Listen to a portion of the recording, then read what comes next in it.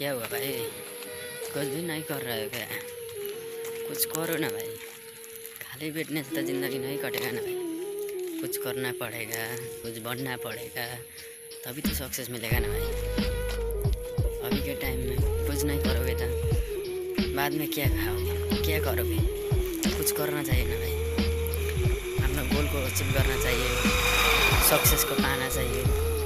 कुछ करो लाइफ में और आगे बढ़ो। आप लोग क्यों ऐसे बैठे हो? शेर बनना है तो अकेला ही चलना पड़ता है ना भाई। कभी भी दूसरों पर भरोसा मत करो, खुद अकेला चलो, खुद पर विश्वास करो।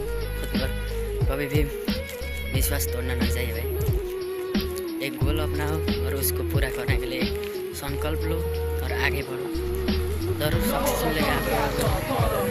कुछ करके नाम रखो, नाम रखने से नहीं कुछ भी नहीं करोगे, कुछ भी नहीं होगा। अच्छे दिल से करो और विश्वास करो। आप लोग अंदर क्या है, क्या करने का है वो सोचो और संकल्प लो। उसको करने का संकल्प लो, तभी कुछ होगा ना भाई। नहीं तो कुछ भी नहीं होगा।